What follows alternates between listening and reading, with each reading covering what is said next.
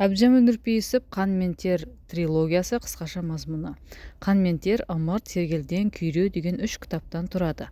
Бірінші кітап «Ымырт». Романда 20 ғасырдың басындағы оқиғалар баяндалады. Арал теңізінің жағалауына жақын маңда балықшылар ауылы отыр. Тұрғындардың негізгі кәсібі балық аулау. Қарапайым кедей ауылы. Осы ауылда үйленгендеріне көп болмаған жас жұбайлар Еламан мен Ақбала тұрып жатты. Еламан бойы ұзын, көзі үлкен, қараторы, жанашыр, бірақ ашылып сөйлемейтін тұйық мінезді болатын. Кісі баласын алдай алмайтынды. Ақбала аққұба жүзді, қасы көзі қара сұлу, тәкаппар келіншек. Ақбала ұйықтап жатқанда Еламан ерте тұрып, аяғы ауыр келіншегіне үйдің барлық шаруасын жасап, су тасып, отын жарып кететін. Кешке Еламан үсті малмандай су болып, балықтан келсе үйде Тәңірберген отыр екен. Тәңірберген сымбатты, тәкаппар бай баласы, мырза. Ақбаланың қыз күніндегі ғашығы. Еламан сырттай оны білсе де сыр бермеді. Еламан теңізге кеткенде Ақбалаға Тәңірберген келетін. Құдды бір Еламанға келгендей, оны үйде келгенше күтіп отырғандай. Асылы Ақбала мен Тәңірберген бірін-бірін ұмыта алмаған еді. Тәңірберген Ақбаламен кездесіп жүріп, өзін атастырған қызға үйленіп кетеді. Ақбаланы әкесі Еламанға қосады. Ақбаланың әкесі Сүйеуқарт осы күйеу баласын ерекше ұнататын. Тәңірбергенге ренжіген Ақбала Еламанға тұрмысқа шығады. Еламан жастайынан Тәңірбергеннің ағасы Құдайменденің жылқысын бағады. Кейін есейе келе араларында араз болып, балықшылар ауылына кетіп қалады.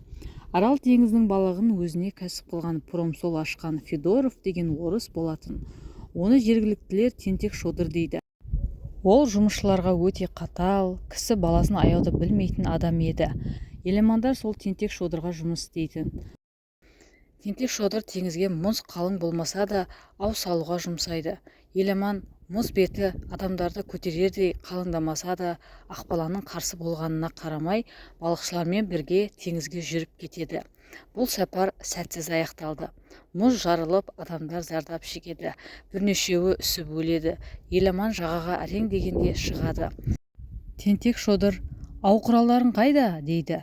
Жағаға әрең шығып, ызаға булыққан Еламан, адамдарыңа не болды деп неге сұрамайсың деп, темір сүйменді құлаштай сермеп жібереді. Тентек Шодыр сол жерде жан тапсырады. Оның өліп жатқанын інісі Рай көреді.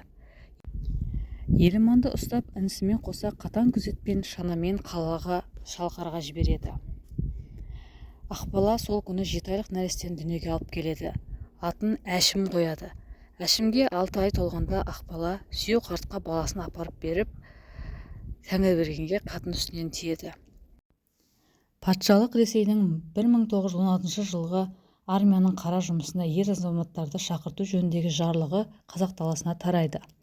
Елдің бәрі әбігерге түсіп, қиналып жатқанда елге Еламан қашып келеді. Еламан достарымен кеңесіп патшаға ер азаматтарды бермейміз деп көтеріліске жігіттерді жияды. 500-ден астам адам жиналады. Тәңірберген мен балықшы ауылының ер азаматтарының арасында бітіспес араз пайда болады. Тәңірберген көтерілісшілерді басуға әрекеттенеді. Оған көмекке патшадан әскерлер келеді. Көтерілістің алдында Еламан Сүйеуқартпен амандасып, баласын көруге бір жігітті ертіп барып келмек болады. Тәңірберген одан хабардар болып, Сүйеуқарттың үйінде Еламанды баласын ұстап тұрған жерінен қолға түсіреді. Еламан мен інісі Райды түрік жеріне соғысқа жібереді. Елде қалған көтерілісшілер сонда да тарай қоймайды. Еламан ұсталып кеткен соң, көтерілісшілер қанатты сынған алып құстай қарсыласады. Көтерілісті Еламанның досы батыр тұлғалы, жауырыны қақпақтай, бойы ұзын, қара торы Кәлен деген адам басқарады. Тәңірберген екеуінің арасында өшпенділік тоқтамайды. Кәленнің баласы жау қолына түседі. Кәлен Құдайменденің кесірінен өлген баласының кегін қайтармақ болып, Құдайменденің отауына кіріп, қылқындырып өлтіреді. Ал жау қолындағы баласын алу үшін Кәлен өз еркімен барып қолға түседі. Оны Сібірге айдауға жібереді. Бірінші кітап осылай аяқталады.